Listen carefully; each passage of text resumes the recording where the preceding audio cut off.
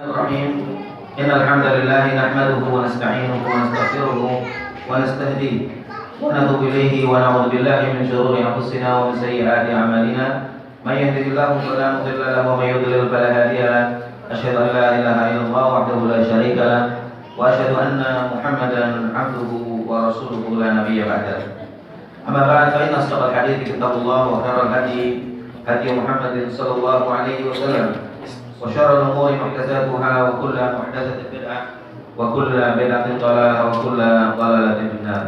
Ikhwah wal akhwat, azani Allah wa iyyakum ajma'in. Pada kesempatan kali ini kita lanjutkan kajian kita tentang fiqh siyam.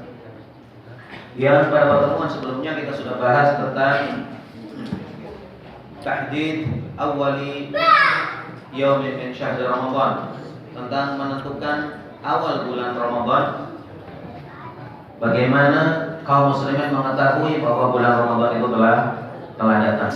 Kita sudah bahas bahwasanya yang benar Ramadan itu ditentukan dengan ru'yatul hilal, dengan menentukan datangnya atau melihat hilal atau bulan sabit pada malam terakhir di bulan Sya'ban. Jadi ketika malam 29 tanggal 29 Sya'ban, maka malamnya dilihat apakah hilal bulan baru itu muncul atau tidak. Kalau kelihatan berarti secara otomatis besoknya adalah Ramadan dan kaum muslimin wajib berpuasa. Kalau tidak kelihatan, maka kaum muslimin diwajibkan untuk menggenapkan, menyempurnakan bulan Sya'ban itu menjadi 30 hari. Fa in ghumma 'alaikum fa'akmilu 'iddata 30 yawman. Wa fi riwayat fa'akmilu 'iddata Sya'ban 30 yawman. Kalau tidak kelihatan atau terhalangi, maka hendaklah kalian menyempurnakan hitungan bulan Sya'ban itu menjadi 30 hari.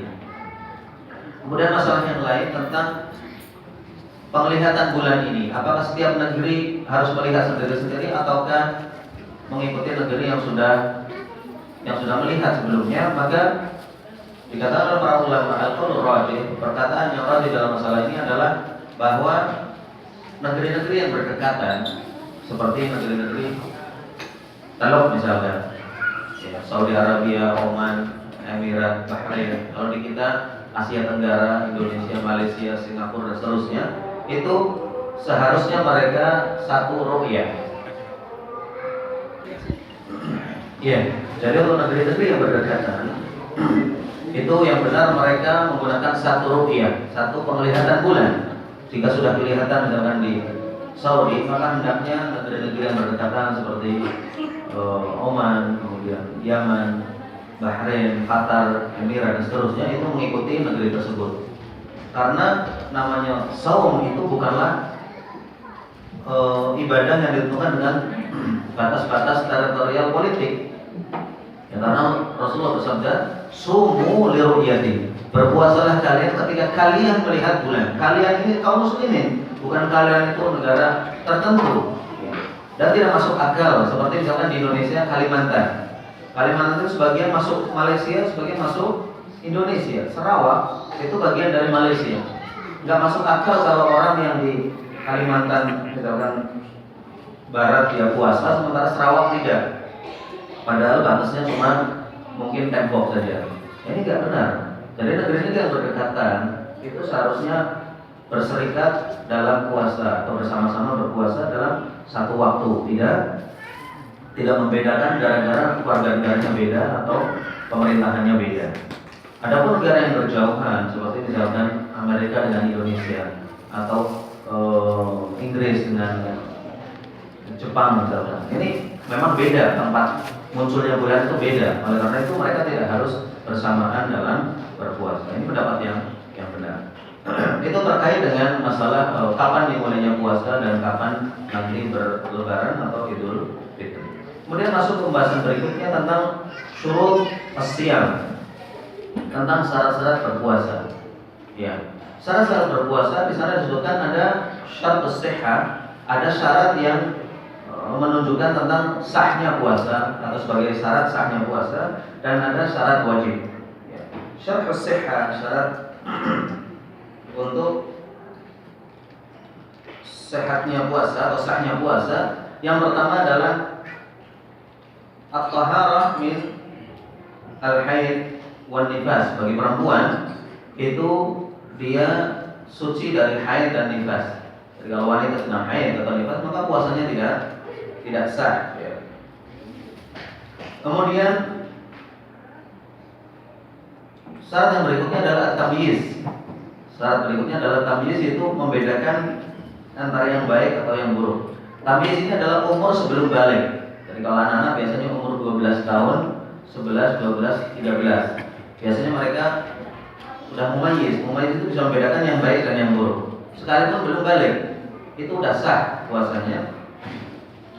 Atau al-bulugh, ya, yang lebih tepatnya adalah bulugh, karena wajibnya puasa itu adalah ketika dia balik. Kemudian syarat sahih yang berikutnya adalah az-zaman, waktu yang dibolehkan untuk berpuasa. Jadi kalau Ramadan ya sudah masuk bulan suci Ramadan. Kalau selain Ramadan bukan waktu yang terlarang, bukan Idul Fitri atau Idul Adha atau hari-hari tasyrik. Ini waktu yang dibolehkan. Ini tentang syarat sahihnya puasa. Kemudian di sana ada syarat wajibnya puasa, di mana kalau belum terpenuhi syarat-syarat ini maka dia tidak wajib puasa. Yang pertama adalah al-bulugh. Kalau tadi tamyiz, ini bulugh. Ini orang yang berpuasa harus sudah balik. Kalau anak kecil maka tidak wajib.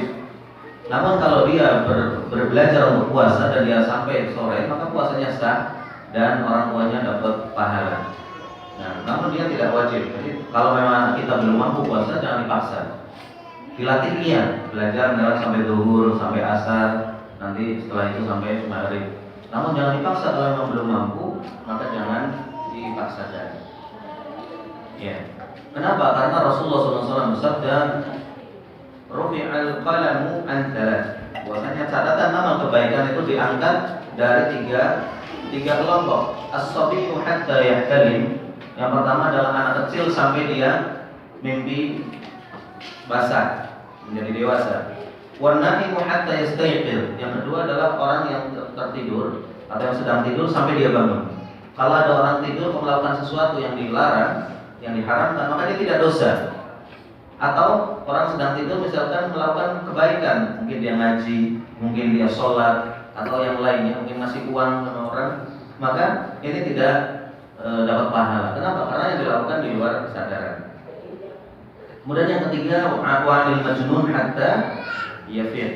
Dari orang gila hingga dia itu sadar. Orang gila tidak punya hukum di hadapan Allah Subhanahu wa taala, sehingga dia tidak dapat pahala ketika melakukan kebaikan, juga tidak dosa ketika dia melakukan perbuatan maksiat.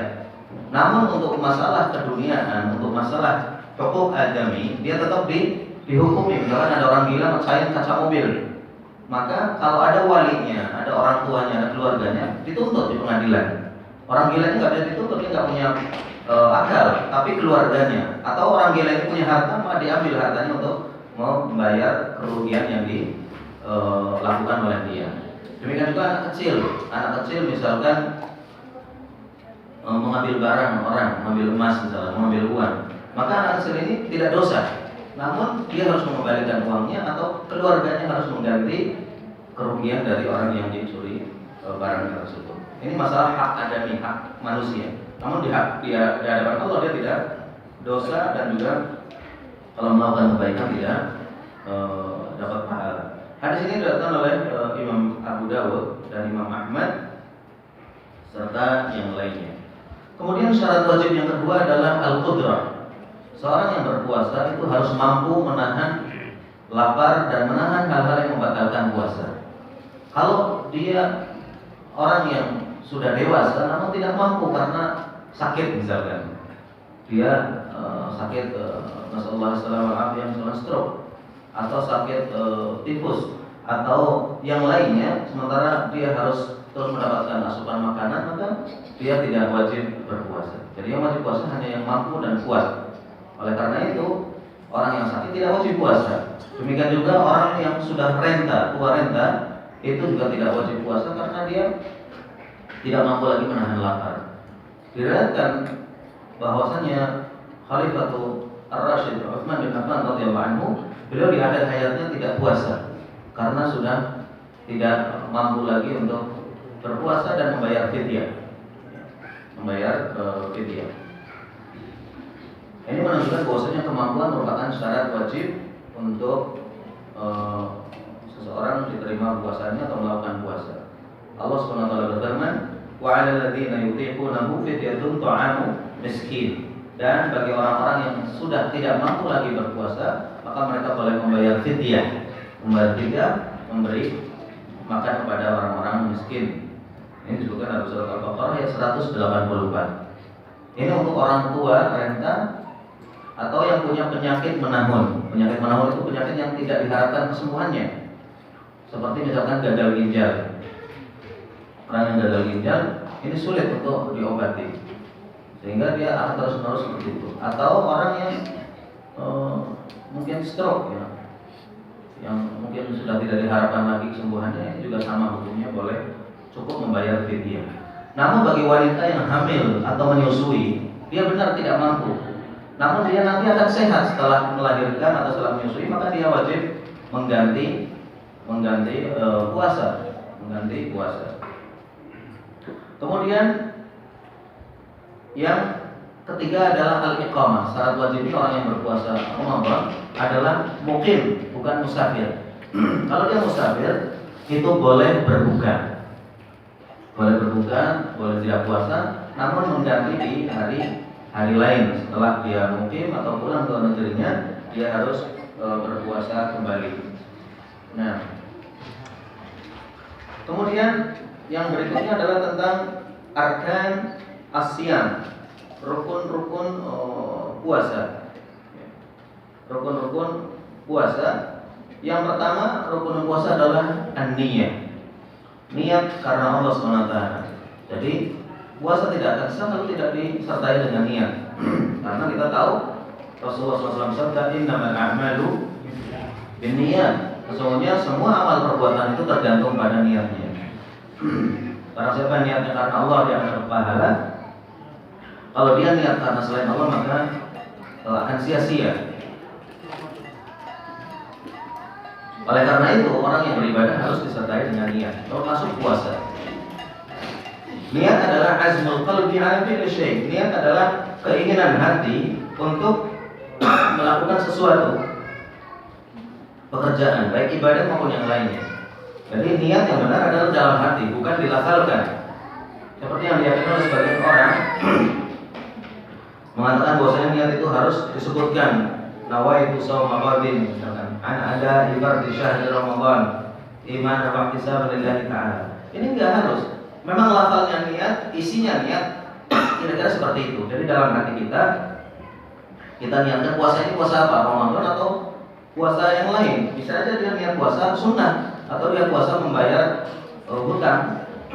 Kemudian yang kedua, puasa ini wajib atau sunnah ditentukan, fardhan atau sunnah, dan seterusnya. Namun tidak harus disebutkan dengan mulut, karena niat itu tempatnya di hati. Untuk puasa Ramadan, khusus puasa Ramadan, maka niat harus dilakukan sebelum terbit fajar.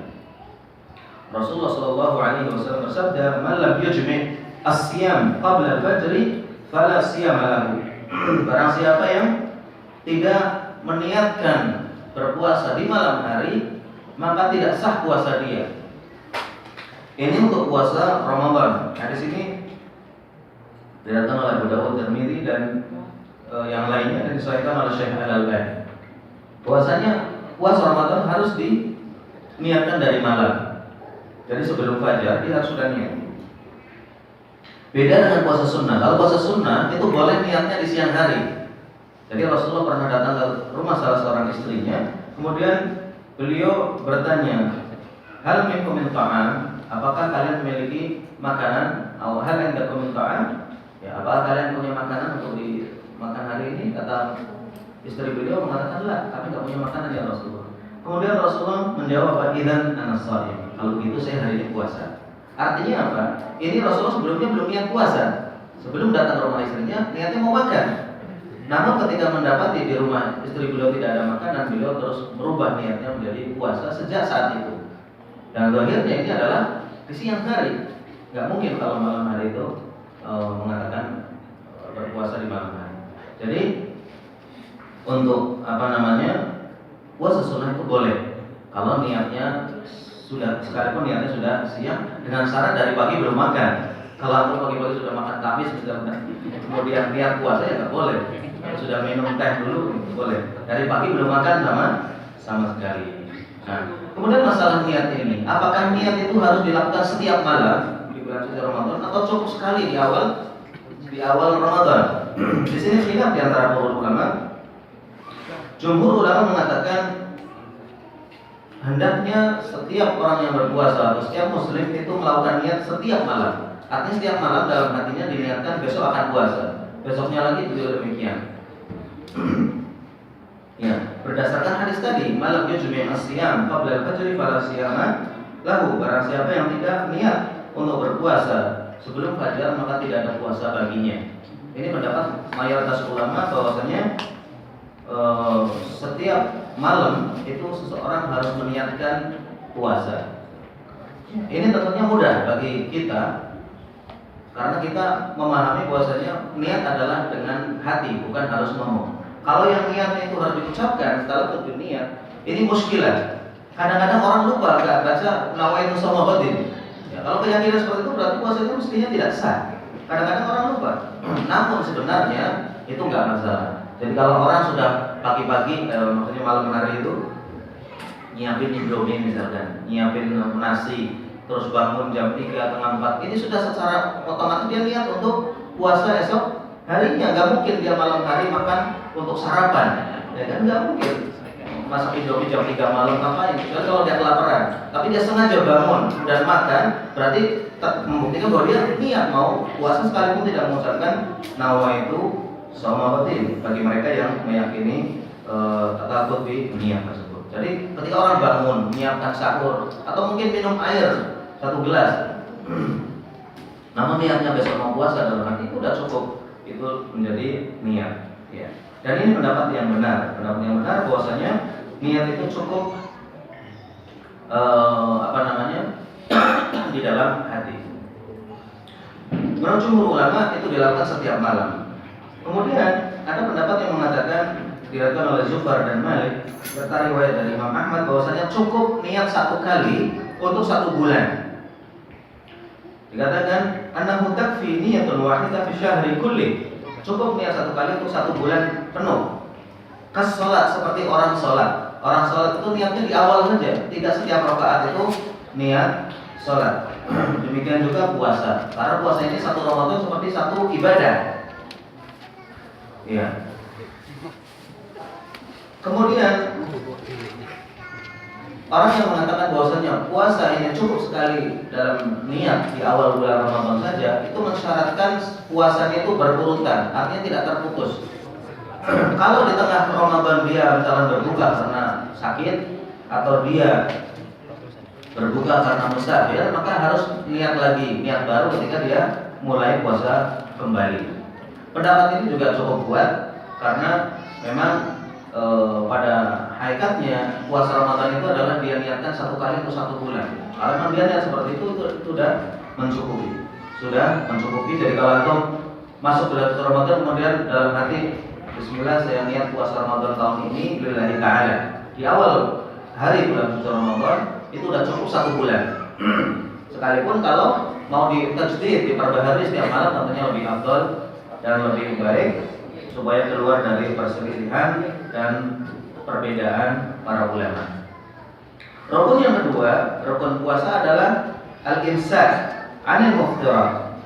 Menahan diri dari segala yang membatalkan puasa. Min thulu'il fajri ila ghurubi syams. Dari sejak terbit matahari terbit matahari hingga tenggelam matahari. Dari terbit hingga tenggelam matahari.